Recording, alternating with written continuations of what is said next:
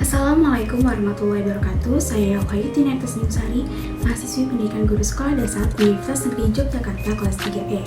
Video ini dibuat untuk memenuhi tugas dalam mata kuliah psikologi pendidikan yang diampu oleh Ibu Aprilia Tina Lidiasari.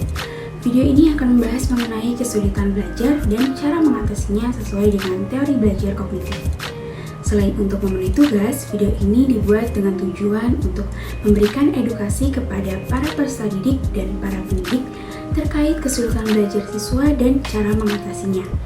Untuk lebih jelasnya, yuk simak terus videonya. Sebutkan transportasi yang ada di laut. Kuda laut, ikan paus, dan dugong.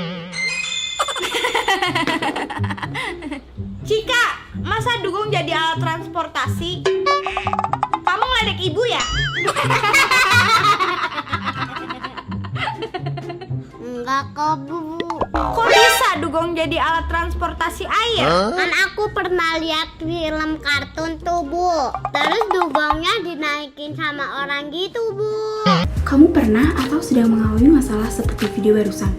Nah, pas banget nih, di video ini kamu bisa tahu gimana cara mengatasi masalah tersebut. Dalam belajar, pasti kamu akan mengalami beberapa kesulitan. Salah satunya seperti di video sebelumnya, di mana kamu memiliki kesulitan belajar dalam memahami materi pelajaran dan tingkat kemampuan belajar kamu cenderung rendah. Terus, gimana ya cara mengatasinya? Nah, untuk mengatasi hal tersebut, kamu harus tahu nih, apa sih faktor penyebab dari masalah yang kamu alami?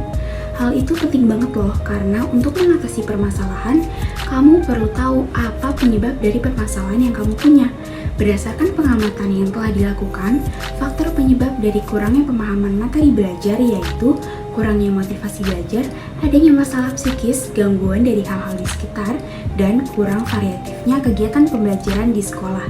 Nah, kalau sudah tahu penyebabnya, baru deh kita cari solusinya. Dalam mengatasinya, kali ini kita akan menggunakan teori belajar kognitif sebagai pedoman. Teori belajar kognitif berpandangan bahwa belajar merupakan suatu proses internal yang mencakup ingatan, retensi, pengolahan informasi, emosi, dan aspek-aspek kejiwaan lainnya. Menurut Piaget, perkembangan kognitif merupakan suatu proses genetik yang didasarkan atas mekanisme biologis perkembangan sistem syaraf, di mana semakin bertambahnya umur seseorang, maka semakin kompleks pula susunan sel syarafnya, serta semakin meningkat pula kemampuannya. Seseorang akan memperoleh kecakapan intelektualnya seiring dengan proses pencarian keseimbangan antara apa yang mereka rasakan dengan yang mereka ketahui dan dengan apa yang mereka lihat sebagai pengalaman atau suatu persoalan. Jadi, seseorang yang memiliki kesulitan dan tingkat intelektual yang cenderung rendah biasanya memiliki gangguan terhadap keseimbangannya, sehingga perlu adanya adaptasi dengan lingkungan di sekitarnya. Proses adaptasi tersebut juga merupakan proses belajar yang memiliki tahapan-tahapan seperti asimilasi, akomodasi, dan ekuilibrasi. Asimilasi merupakan proses perubahan mengenai apa yang dipahami sesuai dengan informasi yang ada sebelumnya.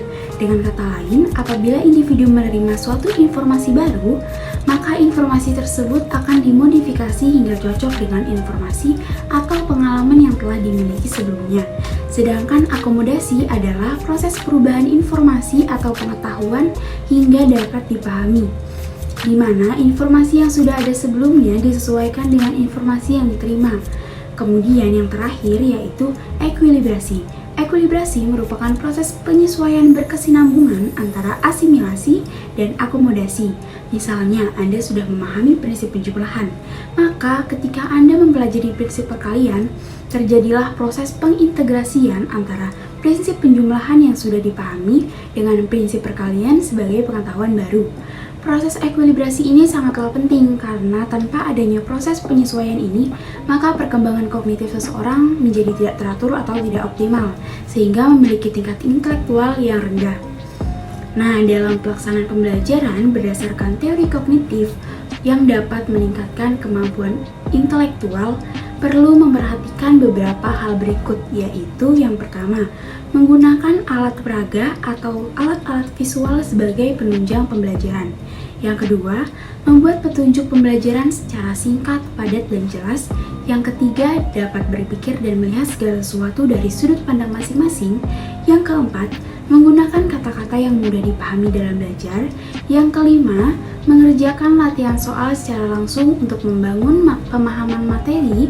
Dan yang terakhir, yang keenam, menambah pengalaman dengan berperan aktif dalam kegiatan belajar di kelas. Sekian video dari saya, semoga videonya dapat bermanfaat. Terima kasih sudah menonton. Wassalamualaikum warahmatullahi wabarakatuh.